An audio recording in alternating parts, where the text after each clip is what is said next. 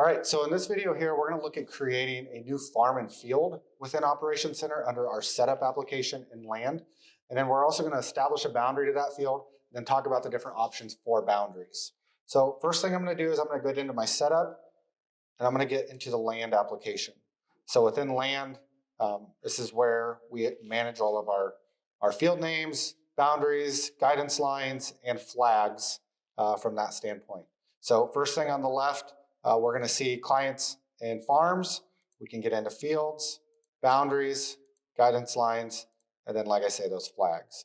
So we're going to begin with hitting the plus on the right side, and we're going to create a new field for our list. So say this is a new field we're going to farm this year. We can actually bring up our clients then. So if it's a client that we're going to continue to use, we can select that client out of our list. If it's a new client you need to add, we can go to new client and you can add how that name structure will then show in your Greenstar display. So we're going to continue as Acres Equipment as our client. This is a demo account we use for training things like this. So I'm going to continue under Acres Events, and I'm going to call this the home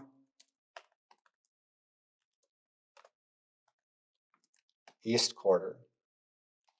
So a lot of different ways to name farms and fields. Do what's right for your operation. See a lot of different combinations, but do what is right for your operation from a consistency standpoint. One thing I do recommend is when you are creating farms and fields, don't use the crop name and the season that it is. There's a lot of times we'll see it's corn 2025 as the field name. The issue with that is every year then we have to create a new field name. So ideally we name it as what that location needs to be, because then every year the crop, the season, all of that information is logged under our maps and stored under that information. So try to avoid that, because then it causes us to have to create those new farms and fields every year. So from here we have our client farm field all defined. We'll go ahead and hit save. So now that this is saved, we want to go ahead and assign a boundary to it.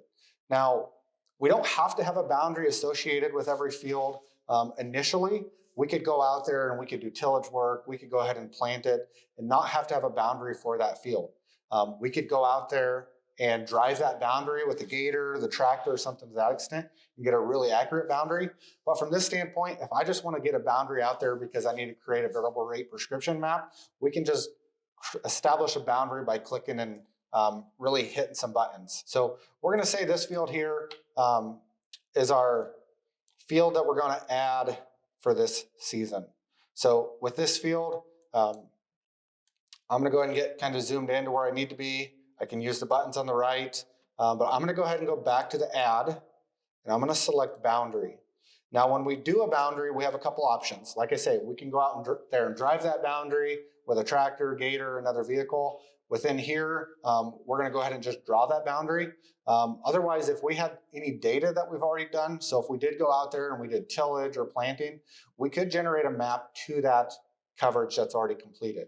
And we'll do that here in a little bit also. So I'm going to go ahead and draw new.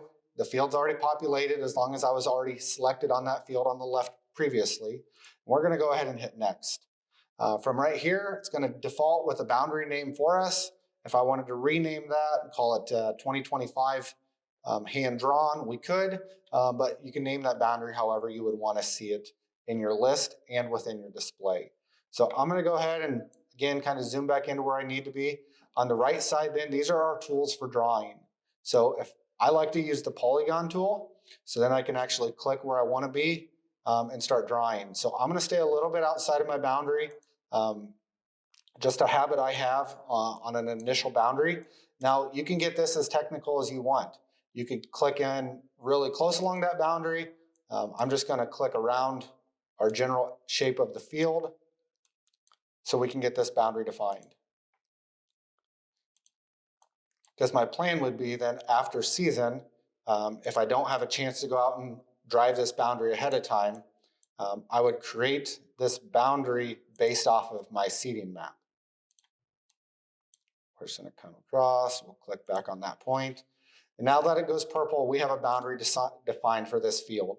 So you can zoom back out, and here's the boundary we have created. So it is our active boundary. We do want it to be our active boundary. We aren't going to establish any headlands at this point. So let's go ahead and save this boundary at the bottom. So quick, easy way to create the boundary. Like I said, now I could go in and create a variable rate prescription plan to it, a work plan, things like that, now that this boundary is defined. So another option to create a boundary is to create it to an existing coverage map. So I'm actually going to change fields here. So we're going to come back to land, and I'm going to search for this field here. So from here, we click on it, we go over to add, and I'm going to create a new boundary for this field. So just like we did before, but instead of selecting draw new, we're going to go ahead and draw from previous operation. So as we go next, we'll go ahead and input a name here. But before I do that, I want to find the actual map layer I want to create it to. So like I said, when we're going to create this map from a previous operation, I like to use a planting map first. It's likely our most accurate map that we have created versus a harvest, an application, or a tillage map. So I'm going to come down to seeding. Here's our 2024 seeding map, corn and soybeans. So that field was half and half. I'm just going to grab this 2021 seeding and see what it looks like. So now if I scroll down further, that was just the east half for this field at that time. So it was 77.53 acres. For this example, we're just going to continue on with that. So now, so this is seeding from 2021. I'm going to go ahead and use that as my name at the top. So I'm going to name this seeding 2021. So now I'm going to go ahead and save this map. So now that this map is saved, because that boundary we just created, that is going to be our active boundary now. So anytime we make a change like that or we create a new boundary, it will automatically create that as our active boundary. So if we are creating a boundary to an existing map layer, I do like to zoom in and go around that field because we can a lot of times see little blips like this in our map that we actually don't want there. So if I click on that boundary and I get to my boundaries application now, if I click back on it, it's going to show me all my points around this field. So a couple options in for to delete them. I can click on each one. Once it goes black, I can hit my delete button and delete them like that. Otherwise, I can select multiple points and click around them. When I click back, now it's going to select all of those as black. And if I hit delete, now we did a bulk select. So now if I want to click this point, drag it out, anything we want to do from a modification, we can do that right now. Say this doesn't look too bad, but I just want to drag this out just to make it a little more smooth.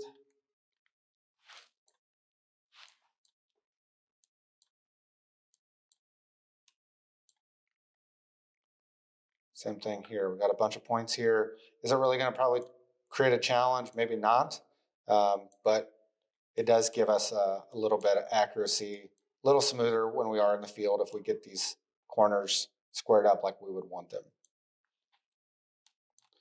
Now, as you can see, there's not a ton of dots around this field, so we do have a lot of straight lines on this boundary. So if we are going to use a boundary for things like autopath from boundaries or boundary tracks in our display, ideally we want a driven boundary versus creating one like this. I mean, as you can see, there's a lot of straight lines. Is that true to every edge on all of our fields? Probably not. So if we are going to do things like autopath from boundaries, any boundary track, boundary field type guidance lines, we will want those actually driven from a vehicle. So like a gator, like a tractor, go out and actively drive that boundary so we can get a good contours and curves around our fields. So now from this standpoint, here's our boundary that we've created, we've edited. If I click back on my boundaries, here's my list of boundaries within this field now. So if I want to go back, because again, we were just the east side of this boundary, I can select on this one.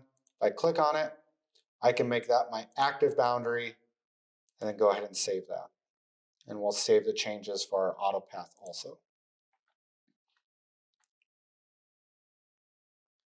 Right, so that really sums up creating a new field. Like I said, this is how we create the field from within Operations Center. We can still create fields within our displays, our 2600s, 2630s, Gen 4, and G5. The nice thing about creating it in here now, though, is it saves us steps when we are in the field. So if we are out trying to disk, plant, whichever, versus having to type all those buttons in, it takes time where we could be completing more work. So if we know we have those farms and fields to add now, let's get them into Operations Center. Let's get them cleaned up and ready to go. That way they're already in our list.